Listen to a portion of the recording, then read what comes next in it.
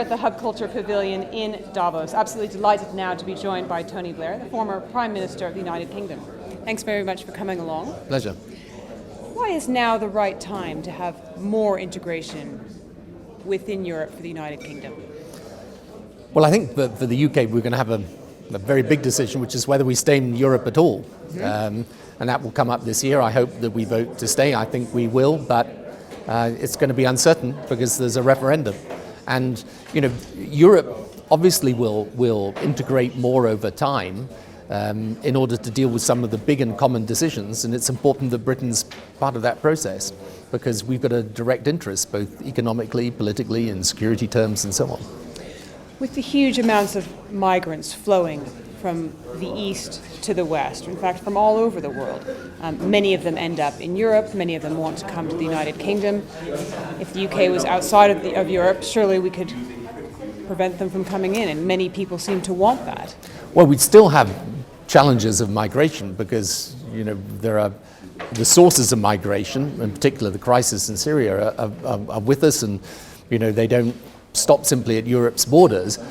On the other hand, I think the thing that worries people is, yes, migration on the one hand and the numbers of people, and this is where it's very important to have a common policy, but the other thing is security, where people want to know exactly who is coming in and they want to know that, you know, those that are coming in are genuine refugees. And so I think that in this debate in Europe, we've mixed up those two issues. One is the migration question, which is a very important question in its own right.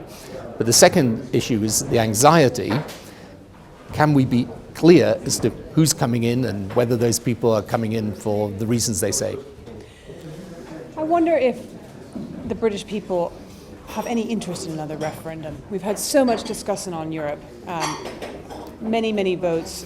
It feels like people are numbed against the subject sometimes. I think they are a bit, but here's where modern politics works in this way, where you get these enormous surges of opinion, where, you know, people who are the loudest often make the running, when I think for the broad majority of people, we just had a general election in Britain where, frankly, Europe didn't really feature as an enormous issue, but now we're about to put the whole of Britain's future in Europe on the line. So, yeah, no, I think that's right. But on the other hand, it's now a reality, so we're going to have to make the decision. And do you think Cameron will be able to secure what he needs from the European Union in order to convince the rest of his party even to... Well, I think the thing about the European debate is, if you want to stay in, you're going to be satisfied with what he comes back with. If you don't want Britain to stay in, it doesn't matter what he comes back with, you're not going to be satisfied. So in the end, yeah, I think he will get a perfectly good deal from Europe. I hope so. But really, the issue for us as a country is in the 21st century, when you got the rise of China, and you can see how dominant China is as an issue now, and you're going to have India with over 1 billion people.